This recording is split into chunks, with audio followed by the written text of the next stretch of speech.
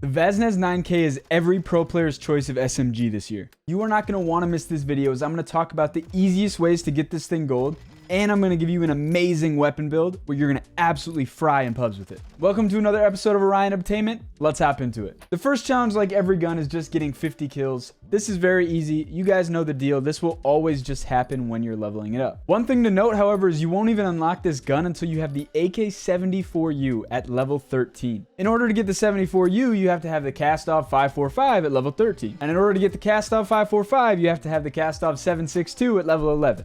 So this gun does take a little bit to unlock, but once you do it, it's absolutely worth it. The next camo is getting 50 kills while ADS. Now this just means using the iron sights or like the red dot on top of your weapon while you're getting kills. It's not very difficult of a challenge, but I know some people just use SMGs purely in Hipfire, so you're gonna have to ADS for this to count. The next challenge is getting 10 double kills with the Vaznev-9k. This challenge will be very easy if you're playing a game mode like Hardpoint and you're using dead silence to get on the flank a lot. A lot of times people will bunch up near the objective, so if you get around them, they're going to be looking one way and you're going to be able to fry the whole team in the back. Finally, the last of the four main challenges is getting 15 Hipfire kills with the Vaznev. Now this thing is a very highly accurate and low recoil SMG. So a lot of times I found myself aiming down sights and rarely ever hip firing unless I needed to. Like I said, I'm going to have a really good weapon build in a couple minutes here.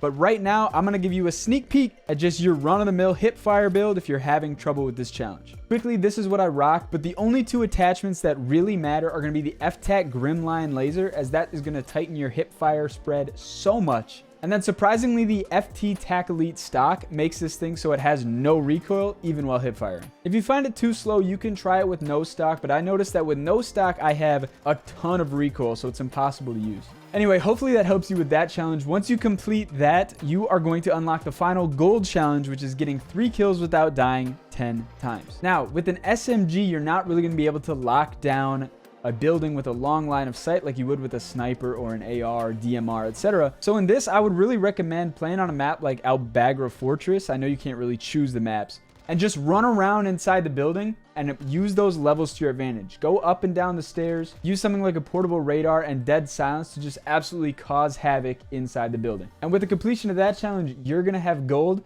So let's talk about what attachments I would put on this gold gun if I wanted to make it fry. So this is my favorite multiplayer build of the Vaznev-9k. I'm going to show it to you now and you can pause the video if you want to look at it, but I'm going to talk about each attachment in depth. And then obviously I'm going to keep showing you some gameplay once we get into it. So to start with the muzzle, we're going to go with the Brune Cubic Comp. This thing improves your horizontal and vertical recoil with only taking away a little bit of ADS speed, which, let's be real, on an SMG, ADS speed is already phenomenal, so it doesn't actually matter. The SA Response 3 barrel is my favorite barrel on this thing. It adds bullet velocity, range, and recoil control, all at the expense of just a little bit of ADS speed, essentially. With the two ADS speed nerfs we have from the barrel and the muzzle, that's why we add the FSS OLEV laser. This thing gives us a ton of ADS speed, aiming stability, and sprint to fire. The only downside is that while you're ADS'd, enemies can see your laser. The thing is, I don't walk around ADS with an SMG, and I feel like most people don't. So this isn't too much of a downside on a gun like this. For the stock, I'm still using that FT Tac Elite stock. Gives you really good recoil control. Takes away, again, some ADS speed. But once again, to make up for that, the True Tac Rear Grip gives you some sprint to fire speed, which is great on an SMG. And then more ADS speed. So at the end of the day, this thing is going to ADS faster than it would at base. And it's going to have way less recoil and way more range than it usually would.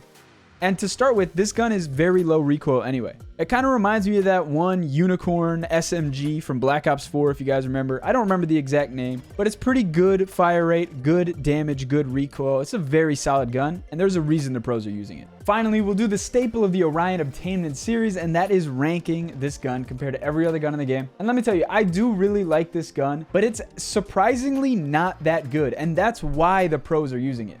It's still going to be in my B tier, and it's going to be high B tier. The reason the pros are using it is because there's so many fast TTK guns in the game that they're trying to nerf or GA those weapons out. So they're using a gun that's a little bit more grounded and a little weaker.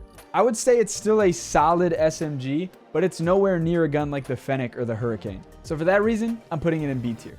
If you want to know a little bit more about the Lockman sub and a great class setup for that, you should check out this video right here. And I have nothing else. I really hope you guys enjoyed. I hope you found it helpful, more importantly. And if you did, don't be afraid to hit that subscribe button. I'm on my way to 2,000 subscribers, and I really appreciate the support we've been getting lately. Even just a like helps me out a lot as it pushes my content out to more people, and I'll see you whenever the next video is. Peace out, guys.